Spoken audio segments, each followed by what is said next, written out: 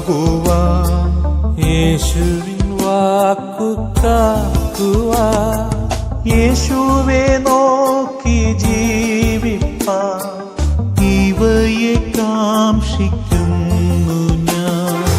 ഉറപ്പിക്കെന്നെ എന്നാഥ, നിറയ്ക്ക എന്നെ ശുദ്ധാത്മാ, ക്രിസ്തൻ മഹത്വത്താലെ ഞാൻ മുറ്റും നിറഞ്ഞു ശോഭിപ്പാൻ. ആശയ്ക്കെതിരായ വിശ്വാസം. ദൈവത്തെ സേവിച്ചാൽ എന്ത് കിട്ടും എന്ന ഒരു ചോദ്യം ഇന്ന് വളരെ സർവ്വസാധാരണമാണ്.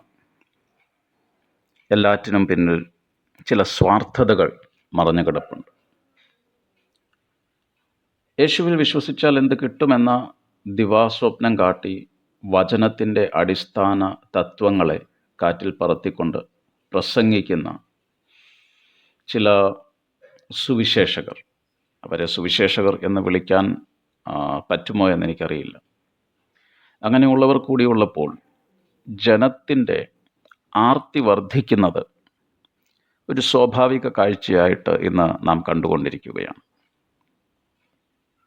ഇവിടുത്തെ ചോദ്യം, എന്തുകൊണ്ടാണ് നാം ദൈവത്തെ പിൻപറ്റേണ്ടത്, അല്ലെങ്കിൽ എന്തിനു വേണ്ടിയാണ് നാം ദൈവത്തെ പിൻപറ്റേണ്ടത്?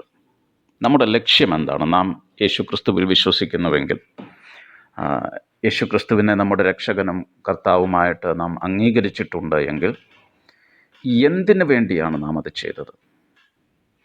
എന്തെങ്കിലും കിട്ടും എന്ന ഒരു വാഗ്ദത്തം ഉള്ളതുകൊണ്ടോ അല്ലെങ്കിൽ പ്രതീക്ഷ കൊണ്ടോ? അതെ, കിട്ടും എന്നുള്ളത് സത്യമാണ്.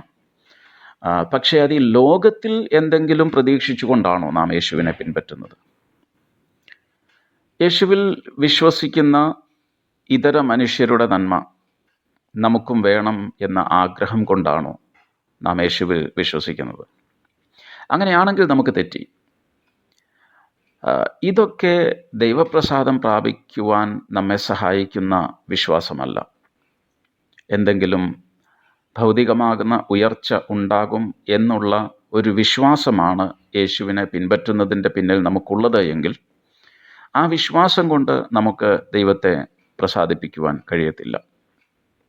വചനത്തിൽ പറയുന്നുണ്ട്, വിശ്വാസം കൂടാതെ ദൈവത്തെ പ്രസാദിപ്പിക്കുവാൻ കഴിയത്തില്ല. ഏത് വിശ്വാസം കൂടാതെ? ഭൗതികമാകുന്ന ഉയർച്ചകളും സമ്പത്തും സമൃദ്ധിയും കിട്ടുമെന്നുള്ള വിശ്വാസമോ? അല്ല, ഒരിക്കലുമല്ല. ദൈവത്തെ പ്രസാദിപ്പിക്കുവാൻ കഴിയുന്ന വിശ്വാസം എന്നത് മറ്റൊന്നാണ്. നമുക്ക് മുന്നോട്ടുള്ള ഭാഗങ്ങളിൽ അത് ചിന്തിക്കാം. വേദപുസ്തക ചരിത്രം നാം പഠിക്കുമ്പോൾ, വേദപുസ്തകത്തിന് വെളിയിലുള്ള ചരിത്രവും നാം പഠിക്കുമ്പോൾ നമുക്ക് മനസ്സിലാക്കാൻ കഴിയുന്ന ഒരു കാര്യമുണ്ട്. യേശുവിനെ അനുഗമിച്ചിട്ടുള്ളവരെല്ലാവരും കിരീടവും ചെങ്കോലും ഏന്തിയല്ല യേശുവിനെ അനുഗമിച്ചിട്ടുള്ളത്. മറിച്ച് ക്രൂശ് എടുത്തുകൊണ്ടാണ് അവർ യേശുവിനെ അനുഗമിച്ചിട്ടുള്ളത്. കാരണം അങ്ങനെ അനുഗമിക്കുവാനാണ് യേശു നമ്മോട് പറഞ്ഞതും. ചോദ്യം, യേശുവിനെ അനുഗമിച്ചിട്ടും ക്രൂശാണെങ്കിൽ പിന്നെ വെറുതെ എന്തിന് ഈ പണിക്ക് പോകുന്നു? അതെ, അങ്ങനെ ചോദിക്കുന്ന വിശ്വാസികൾ ഇന്ന് ഉണ്ട്. വേദപുസ്തക പ്രകാരം ഏതൊരു വ്യക്തിയെയും ദൈവം ഉയർത്തിയതിൻ്റെ ചില ഘട്ടങ്ങളും ഉയർച്ചയുടെ ചില മാനദണ്ഡങ്ങളും ഉണ്ടായിരുന്നു. ഭൗതിക നന്മകൾ ചിലർക്ക് നീണ്ട സമയങ്ങളോളവും, ചിലർക്ക് ഒരിക്കൽ പോലും പ്രാപിക്കുവാൻ കഴിഞ്ഞിട്ടുമില്ല. അങ്ങനെയും ഉള്ള അനേക ഉദാഹരണങ്ങൾ വേദപുസ്തകത്തിൽ ഉൾപ്പെടെ നമുക്ക് കാണുവാൻ കഴിയുന്നുണ്ട്. പഴയ നിയമകാലത്ത് പക്ഷേ സാഹചര്യങ്ങൾ വ്യത്യസ്തമായിരുന്നു. അന്ന് ഭൗതിക നന്മകൾ ദൈവാനുഗ്രഹത്തിൻ്റെ ഒരു തെളിവ് എന്ന നിലയിൽ നമുക്ക് വേണമെങ്കിൽ കാണാമായിരുന്നു. പക്ഷേ പുതിയ നിയമത്തിൽ നമുക്കുള്ള യഥാർത്ഥ അനുഗ്രഹം അത് ഈ ലോകത്തിൽ ഉള്ള ഒന്നുമല്ല, മറിച്ച് യേശു മൂലമുള്ള വീണ്ടെടുപ്പും തന്മൂലം ലഭിക്കുന്ന നിത്യജീവനുമാണ്. കൂടാരമാകുന്ന ഭൗമഭവനം അഴിഞ്ഞു പോയാലും അതിൽ ഞരങ്ങിക്കൊണ്ടിരിക്കേണ്ടി വന്നാലും കൈപ്പണിയല്ലാത്ത ഭവനത്തിനു വേണ്ടിയാണ് ദൈവം നമ്മെ വിളിച്ചിരിക്കുന്നതും നാം കാത്തിരിക്കേണ്ടതും. യേശുക്രിസ്തുവിൽ ഭക്തിയോടെ ജീവിക്കുന്ന ഏവർക്കും കഷ്ടമുണ്ടാകുമെന്നും ഒരു പടി കൂടി കയറി യേശു തന്നെ പറയുന്നുണ്ട്, ലോകം എന്നെ പകച്ചതുപോലെ നിങ്ങളെയും പകയ്ക്കും എന്നും ആണ് യേശു പറയുന്നത്, വചനം പറയുന്നത്. സഹനം എന്നത് ക്രിസ്തീയ വിശ്വാസത്തിൻ്റെ അടിസ്ഥാന ഘടകം ആണെന്നിരിക്കെ, സഹനത്തിന് പകരം ആസ്വാദനം എന്ന മായ കാട്ടിയുള്ള ഒരു പ്രലോഭനമാണ് ഇന്നത്തെ പെന്തക്കോസ്ത് പ്രസംഗ വേദികളിലുൾപ്പെടെ ക്രൈസ്തവ ലോകത്ത് നമുക്ക് കേൾക്കുവാൻ കഴിയുന്നത്. അനുഗ്രഹത്തിൻ്റെ ഒരു മൊത്ത വ്യാപാരമാണ് ഇന്ന് സുവിശേഷ പ്രസംഗ വേദികളിൽ നമുക്ക് കാണുവാൻ കഴിയുന്നത്. എന്ത് കണ്ടുകൊണ്ട് ദൈവത്തെ പിൻപറ്റണം എന്നതിന് അതിശ്രേഷ്ഠമായ ഒരു ഉദാഹരണമാണ് വിശ്വാസികളുടെ പിതാവായ അബ്രഹാം. സത്യത്തിൽ കണ്ടുകൊണ്ട് പിൻപറ്റുക എന്നുള്ളതല്ല വേദപുസ്തകത്തിലെ പ്രമാണം, കാണാതെ പിൻപറ്റുക എന്നുള്ളതാണ്. കാരണം ഒന്നും കാണാതെയാണ് അബ്രഹാം ഇറങ്ങിത്തിരിച്ചത്. ഞാൻ നിന്നെ അനുഗ്രഹിച്ചു വലിയ ജാതിയാക്കുമെന്ന് ദൈവം പറഞ്ഞുവെങ്കിലും ആ ദൈവിക അനുഗ്രഹത്തിൻ്റെ വ്യക്തിപരമായ ഒരു അനുഭവമോ അല്ലെങ്കിൽ ദൈവവുമായിട്ടുള്ള ഒരു ബന്ധം പോലുമോ ഈ അബ്രഹാമിന് ഉണ്ടായിരുന്നില്ല.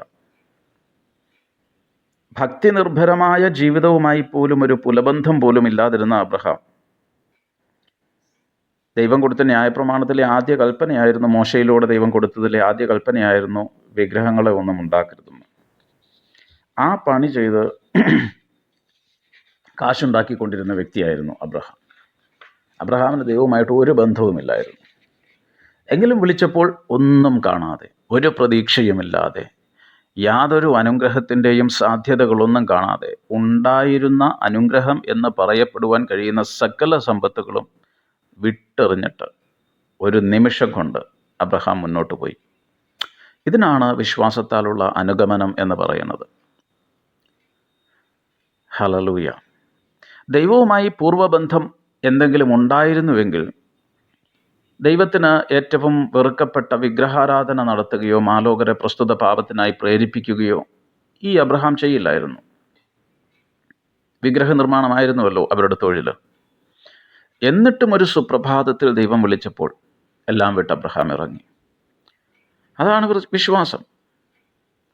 പ്രതികൂലങ്ങളിൽ നിന്നും വിടുതൽ നേടുവാനോ ഭൗതിക ഉയർച്ചകൾ പ്രാപിക്കുവാനോ അല്ലെങ്കിൽ മറ്റുള്ളവരുടെ ജീവിതത്തിലുള്ള സമ്പത്ത് കണ്ടിട്ട് അത് നമ്മുടെ ജീവിതത്തിലും ഉണ്ടാകണം എന്നുള്ളതായ ആ ഒരു ആഗ്രഹമോ ഒന്നും ആയിരിക്കരുത് നമ്മുടെ വിശ്വാസത്തിൻ്റെ ചുവടുവയ്പ്പുകളുടെ കാരണം. ക്രൂസൈഡുകളുടെ പരസ്യങ്ങളിൽ സകല പ്രശ്നങ്ങൾക്കും പരിഹാരം യേശു എന്ന് നമുക്ക് പലപ്പോഴും കാണുവാൻ കഴിയുന്നുണ്ട്. ഏത് പ്രശ്നത്തിൻ്റെ പരിഹാരമാണ് അവരവിടെ സാധ്യമാക്കുന്നത്? പാപം എന്ന പ്രശ്നം പരിഹരിക്കപ്പെടും എന്ന് ഇന്ന് പ്രസംഗിക്കുന്നവർ വളരെ കുറവാണ്. ദശാംശം കൊടുക്കുന്നത് പോലും അനുഗ്രഹം പ്രാപിക്കുവാനാണ് എന്നുള്ള രീതിയിലാണ് ഇപ്പോൾ പലരും പ്രസംഗിക്കുന്നത്. ഒരിക്കലൊരു ദൈവദാസൻ ഇപ്രകാരം പറയുന്നത് കേട്ടു: ഞാൻ നിങ്ങളുടെ കടഭാരം മാറുവാൻ പ്രാർത്ഥിക്കത്തില്ല, ഉള്ളത് ദൈവത്തിന് കൊടുക്കുക, അപ്പോൾ കടം മാറും. ദൈവത്തിന് കൊടുക്കുന്നത് നല്ല കാര്യമാണ്, അതിൽ തെറ്റില്ല, അത് ചെയ്യേണ്ട കാര്യവുമാണ്. പക്ഷേ നിങ്ങൾ കൊടുക്കണം, മാറണമെന്നുണ്ടെങ്കിൽ നിങ്ങൾ കൊടുത്തോ, ഭാരം മാറണമെന്നുണ്ടെങ്കിൽ കൊടുത്തോ, അല്ല ഞാൻ പ്രാർത്ഥിച്ചിട്ടൊന്നും നിങ്ങളുടെ കടഭാരം ഒന്നും മാറണ്ട, അല്ലെങ്കിൽ ഞാൻ പ്രാർത്ഥിച്ചാലും മാറില്ല എന്നൊക്കെ പറയുന്ന തരത്തിൽ. എന്ന് വെച്ചാൽ അവൻ്റെ കയ്യിലുള്ളത് കൂടുതൽ ഇനിയും ഇങ്ങോട്ട് വേണം.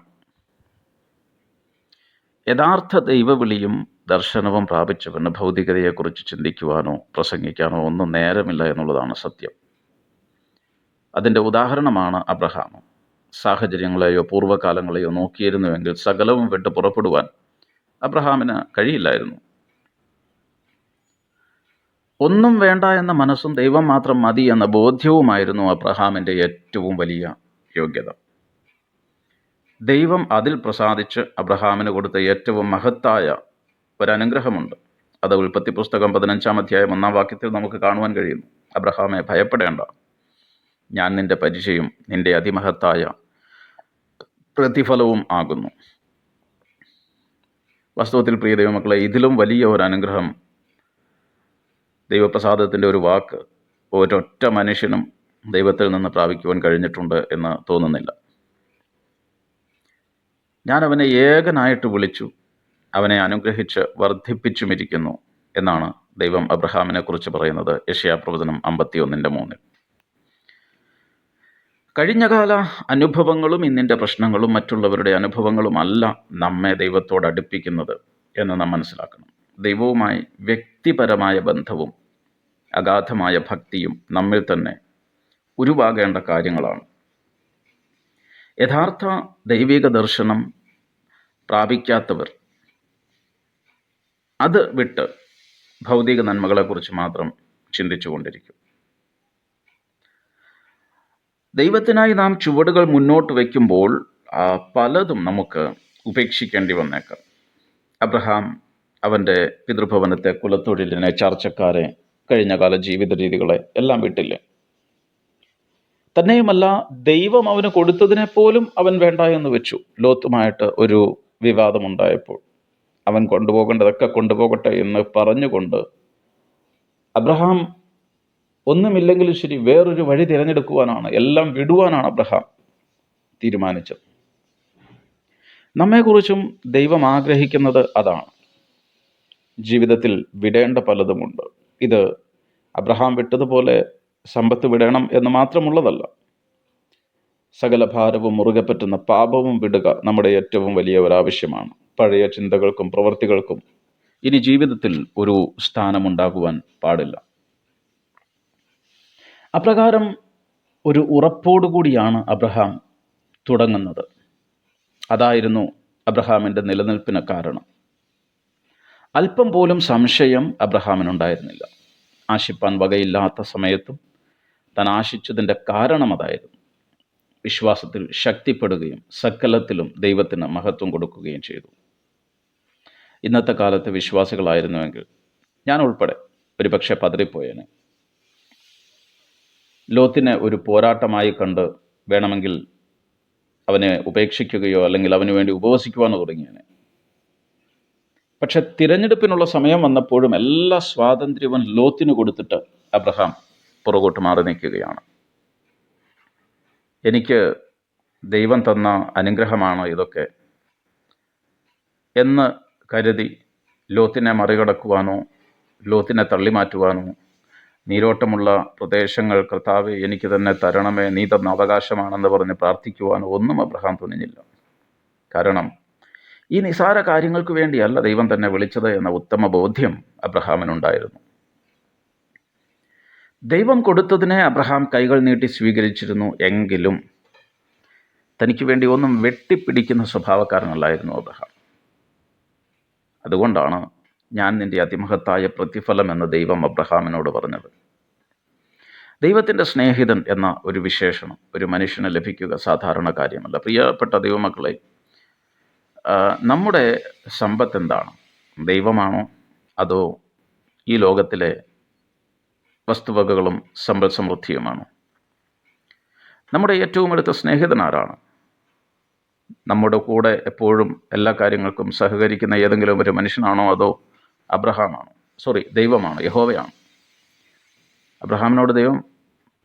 അബ്രഹാമിനെ കുറിച്ച് നമ്മൾ വചനത്തിൽ വായിക്കുന്ന അബ്രഹാം എൻ്റെ സ്നേഹിതനെന്ന് ദൈവം പറയുന്നു. ഇത്ര വലിയ ഒരു അനുഗ്രഹം പ്രാപിക്കുവാനായിട്ടാണ് ദൈവം നമ്മെ വിളിച്ചിരിക്കുന്നത്. വീണ്ടും ഓർപ്പിക്കട്ടെ, സമൃദ്ധിക്കാർ പ്രസംഗിക്കുന്ന അനുഗ്രഹമല്ല. ദൈവം നമ്മുടെ പ്രതിഫലമാകുന്ന അനുഗ്രഹം, ദൈവം നമ്മുടെ സ്നേഹിതനാകുന്ന അനുഗ്രഹം. അത് പ്രാപിക്കുക എന്ന ഒരൊറ്റ വ്യവസ്ഥ മാത്രമാണ് നമുക്ക് മുൻപിലുള്ളത്. ഒരു കാര്യം ഓർത്തിരിക്കണം. ഉൽപ്പത്തി 17:1 അബ്രഹാമിനോട് ദൈവം പറയുന്നുണ്ട്, നീ എൻ്റെ മുൻപാകെ നിഷ്കളങ്കനായിരിക്കാം. അതെ, അബ്രഹാമിൻ്റെ നിഷ്കളങ്കതയായിരുന്നു അവൻ്റെ മുതൽക്കൂട്ട്. അതുകൊണ്ട് ദൈവം അവനോടൊരു നിയമം ചെയ്യുകയും മക്കളുണ്ടാകുന്നതിന് മുമ്പ് തന്നെ അവനെ പിതാവാക്കി എന്ന് പറഞ്ഞ് പ്രവചനം എന്ന പോലെ അവൻ്റെ വാഗ്ദത്തത്തെ ഊട്ടിയുറപ്പിക്കുകയും ചെയ്തു. ദൈവിക വാഗ്ദത്തങ്ങളെ സംശയിക്കരുത്. അവ ക്രിസ്തുവിൽ ഉവ്വ് എന്ന് മാത്രമാണ്. 1 കൊരിന്ത്യർ 1:20 അങ്ങനെയാണല്ലോ എഴുതിയിരിക്കുന്നത്. അവയിൽ നാം ഉറച്ചു നിന്നുകൊണ്ട് ദൈവം ആഗ്രഹിക്കുന്ന നിഷ്കളങ്കതയിൽ നാം നടന്നാൽ വാഗ്ദത്തം പ്രാപിക്കുവാൻ നമുക്ക് കഴിയും. അബ്രഹാമിൻ്റെ വിശ്വാസവും നിഷ്കളങ്കതയും അനുസരണവും നമ്മുടെ ജീവിതത്തിലും ഉണ്ടാകട്ടെ. അതെ, നമുക്കും ആശയ്ക്കെതിരായി ആശയോടെ വിശ്വസിക്കാം.